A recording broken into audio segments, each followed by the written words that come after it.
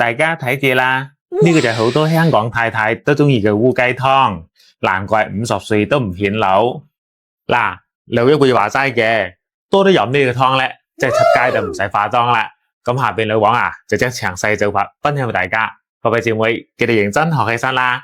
首先我哋將3兩嘅鐵桿淮山批皮之後切成細嚿。淮山咧含有豐富嘅澱粉酶，所以特別啱嗰啲消化唔好嘅老人同埋細路仔。平時成日捱夜加班，翻工會辛苦朋友仔啊，佢適當多啲食氣嘅，對提高個體質啊好處多多噶。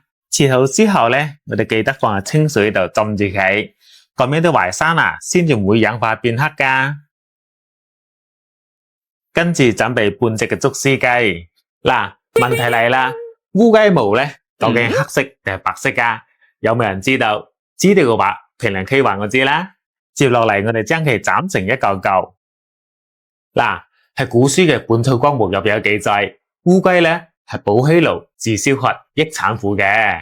因為烏雞咧其生長周期係比較長嘅，營養成分都會更足，所以用烏雞嚟煲湯啊，會比普通嘅雞營養價值會更高噶。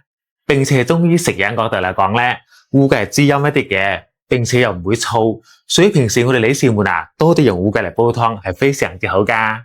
斬好之後咧，凍水落鑊，用氣聲3件套飛水，咁樣先可以逼出佢入邊血水同埋邋遢嘢噶啦。我哋飛水嘅時候咧，記得要將啲泡泡撇走佢，呢啲都係腥味同埋雜質嘅主要來源。飛好水之後啊，我哋撈佢出嚟，用溫水嚟洗一洗啲雞肉，咁樣煲出嚟啖湯就會清甜好多噶啦。各位姊妹，老王每日都喺度分享緊食養小技巧。如果你手機啱好仲有電呢，不如幫老王點翻個免費嘅小紅心關注支持下咧，唔該晒大家，祝你身體健康。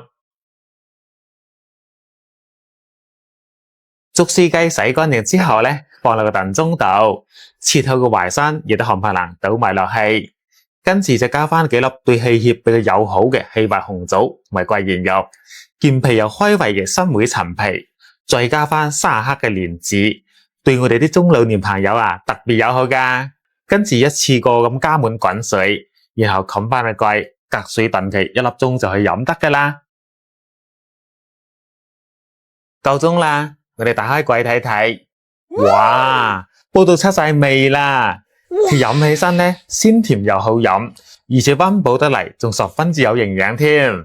好記得我媽媽細個就同我講，女仔啊，一定要多啲飲呢個烏雞湯。手腳變軟咗，氣色都唔會差，而且1年4季都啱飲噶。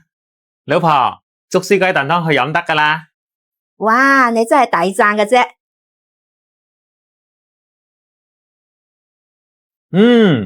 真係濕碎棉花，冇得彈，正啊！